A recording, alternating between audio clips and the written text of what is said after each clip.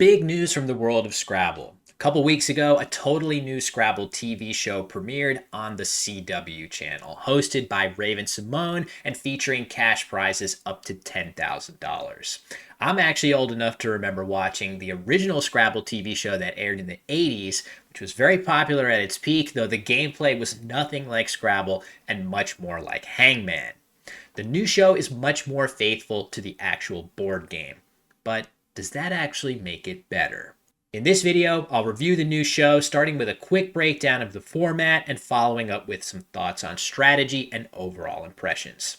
Each episode of the show features two separate head-to-head matchups spanning 3 rounds. The first round is essentially an anagramming game where the players take turns unscrambling words with the aid of a clue.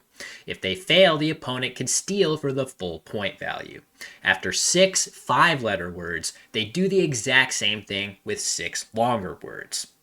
I think round 1 moves pretty slowly. Yes, I am a former champion and I might be biased here, but I feel like even casual fans that aren't anagramming masters will likely agree with this.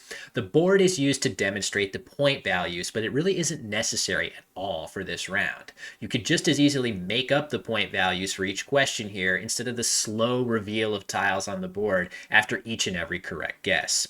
It's also a little weird that both players can answer all of their questions correctly in round 1 and enter round 2 with unequal scores. Also, the word clues are simple and boring compared to the 80s version, where they were actually quite reliably creative and punny. Round 1 point totals carry over to round 2, where the players take turns making 4 actual Scrabble plays on the board. Real Scrabble at last. Well, not quite. There's actually a few big twists. The biggest surprise is that for each turn, both players alternate using the same letters, with the second player making their move only after the first player's word is placed on the board. Also, there is no 50-point bonus for using all of your letters, and unlike real Scrabble, rack leave is completely irrelevant as you get a fresh rack of tiles each turn. Still, there is plenty of actual Scrabble strategy at play here, so round 2 is where things get interesting. Again, the fact that the players use the same set of tiles gives the player going first a huge advantage. With full rack knowledge, player 1 could avoid making plays they know will set player 2 up for big scores, or even more deviously, player 1 can actively make setup plays that they know player 2 cannot capitalize on. If a future rack delivers the setup tile, they'll be able to cash it in first while player 2 watches powerlessly.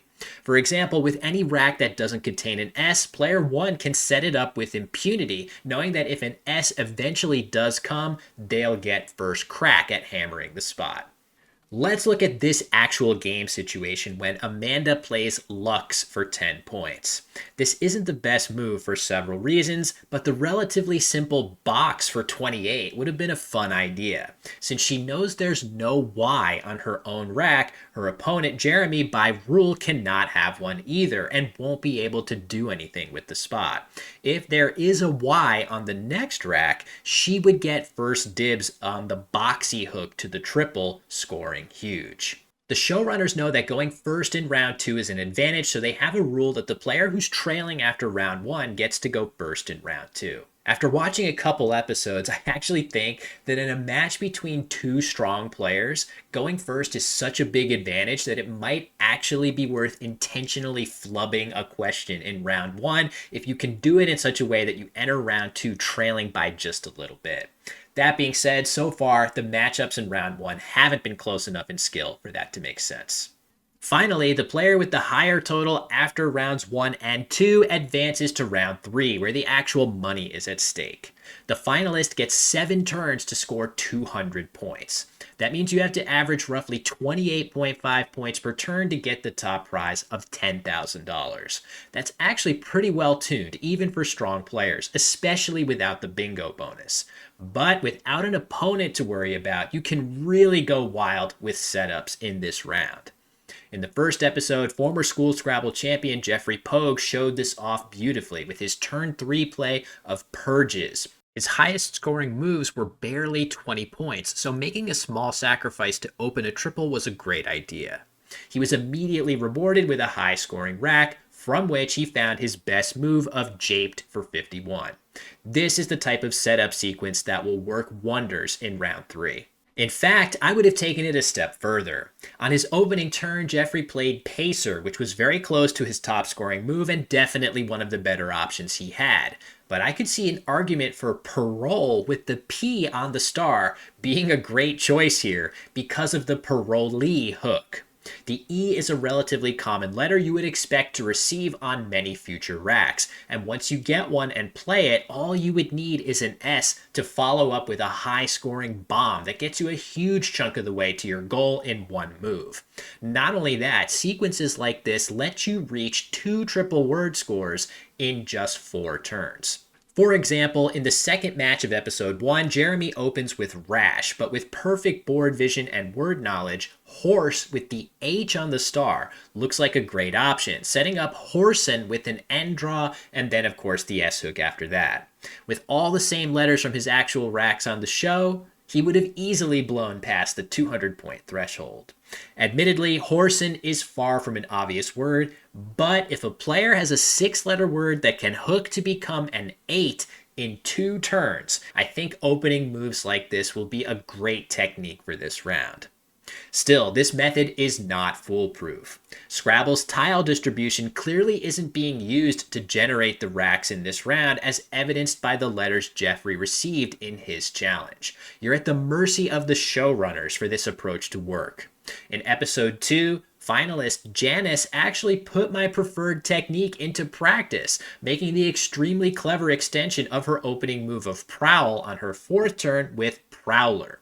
This only scored 12 points, but she didn't have much better available, and even a single S on her next 3 racks would have essentially guaranteed her $5,000 on the spot.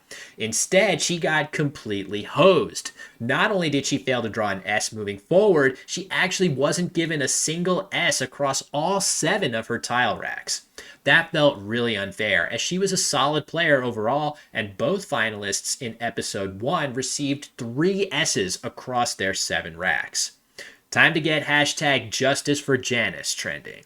The finalist in the other matchup in episode 2 was none other than my friend and School Scrabble co-anchor, Hannah Lieberman. She played a superb final round, routinely finding her highest scoring moves and making multiple setups to open triple word scores for herself. She became the first player so far to win the $10,000 top prize.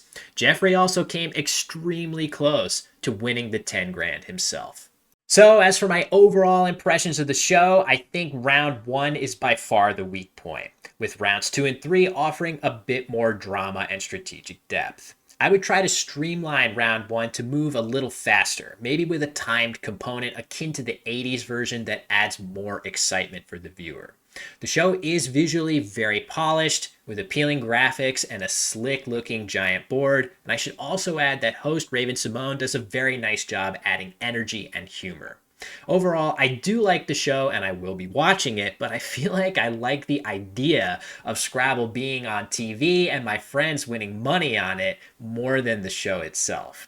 With a few more tweaks, I think it could be really good, and I certainly hope the show gets more seasons to iterate and improve. And who knows, maybe I'll get to be on it someday too. Have you watched the show yet yourself? What did you think? Did I miss anything? Drop a comment and let me know. And as always, thanks for watching.